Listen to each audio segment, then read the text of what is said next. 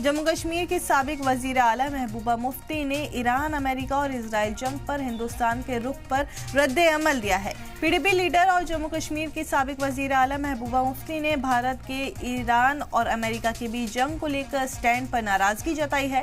محبوبہ نے کہا ہے کہ بھارت ایک جنگ کے ملزم اسرائیل کا سپورٹ کر رہا ہے۔ محبوبہ نے باتوں ہی باتوں میں ایپسٹین فائل کے ذریعے امریکی صدر ٹرمپ پر نشانہ بھی سادھا ہے۔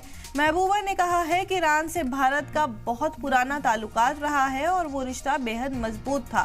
ایران ہمیشہ سے انڈیا کی مدد کرتا رہا ہے، ایسے میں جنگ کی حالات میں بھارت کا جو سٹینڈ ہے وہ ٹھیک نہیں ہے۔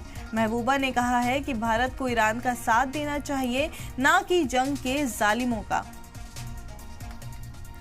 دیکھیے، ہمارے ملک کے ایران کے ساتھ بہت پرانے تعلقات رہے ہیں، صدیوں سے تعلقات رہے ہیں، اور آج ایسا لگتا ہے کہ پوری دنیا میں جو ایپسٹین کا مسئلہ ہو گیا، اس میں کہیں نہ کہیں پوری دنیا کی جو لیڈرشپ ہے، جن کے نام اس ایپسٹین فائل میں آ گئے ہیں، وہ کہیں نہ کہیں اس وقت اسرائیل کے ساتھ کھڑے ہیں، اور ایسے میں مجھے لگتا ہے ہمارے ملک کے لیے یہ اچھی بات نہیں۔ انہوں نے پوری اپنی جو پالیسی ہے اس کو چینج کیا ہے، کیونکہ ایران ہمارا بڑا پرانا دوست رہا ہے۔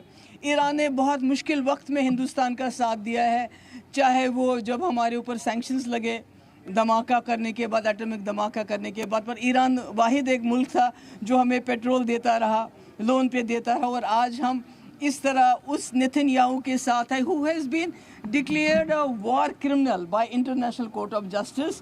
دیکھیے